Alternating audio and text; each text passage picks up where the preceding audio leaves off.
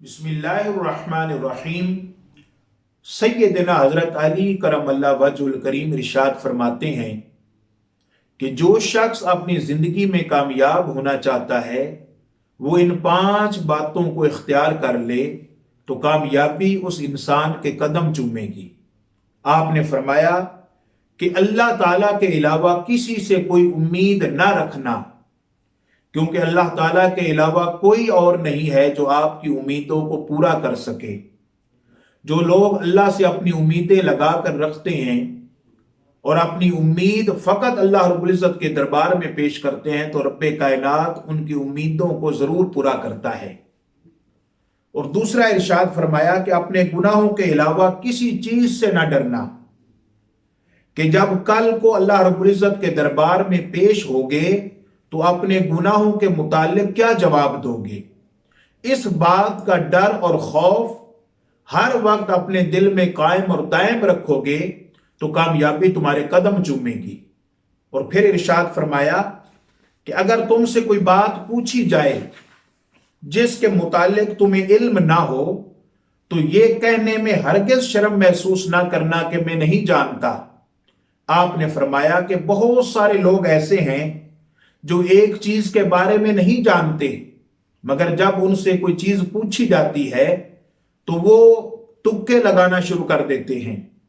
और एक और मुकाम पर आपने इरशाद फरमाया कि अगर आपसे कोई सवाल पूछा जाए और आप ये कह दें कि मैं इसके मुतालिक नहीं जानता, आपका ये जवाब भी आधा इल्म है।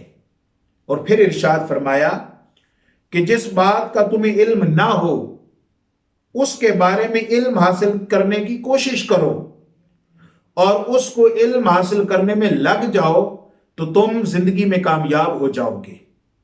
और फिर इरशाद फरमाया कि सब्र करो, हर हाल में सब्र करना इंसान के लिए बेहतर है और सब्र ईमान का हिस्सा है।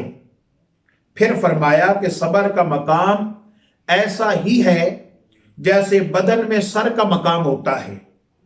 मालूम हुआ कि सब्र का मुकाम ईमान के साथ बड़ा गहरा ताल्लुक है। इसलिए हमें चाहिए कि कभी भी मुश्किलात में और घबराहट में सब्र का दामन हरगिज न छोड़ें। अल्लाह रब्बुल इज्जत कुरान पाक में वादा फरमाते हैं इन्नल्लाह मअस साबिरीन, कि बेशक अल्लाह रब्बुल इज्जत सब्र करने वालों के साथ है। फिर आपने मजीद फरमाया कि जो जरा सी बात पर दोस्त ना रहा समझ लेना कि वो कभी तुम्हारा दोस्त था ही नहीं। और फिर फरमाया जब तुम्हारे पास रिज्क तुम्हारी जरूरियात से ज्यादा हो जाए तो फौरन समझ लेना कि ये किसी और का हक है जो तुम्हारे पास उसकी अमानत है, और ये अमानत तुम तक पहुंचाना उस शख्स तक जो इसका हकदार है तुम्हारे ऊपर लाजम और तुम्हारी जिम्मेदारी है।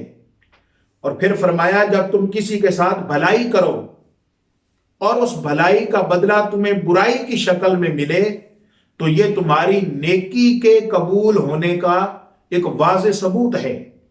और फिर फरमाया 2 इंसान बड़े मुकद्दर वाले हैं। आपसे पूछा गया कौन से 2 इंसान? फरमाया जिन्हें मुखलिस दोस्त मिले और जिन्हें जिंदगी में उनकी मां की दुआ उनके शामिल हाल रही। ये लोग ऐसे हैं जो बड़े खुशकिस्मत हैं और बड़े अच्छे मुकद्दर वाले हैं। फिर फरमाया कि रिज्क के पीछे अपने ईमान को कभी खराब ना करना, क्योंकि इंसान को रिज्क ऐसे ही तलाश करता है जैसे मौत उसके पीछे होती है। फिर फरमाया कि दोस्ती का भरम सिर्फ वो लोग रख सकते हैं कि जिनके वजूद में समंदर जितना दिल हो। हम आपके इन खूबसूरत अकवाल और ईमान अफरोज अकवाल पर अमल करके अपनी जिंदगियों को मजीद बेहतर और खूबसूरत बना सकते हैं। अल्लाह ताला हमें इन बातों पर अमल की तौफीक अता फरमाए। वस्सलामु अलैकुम व रहमतुल्लाहि व बरकातुहू।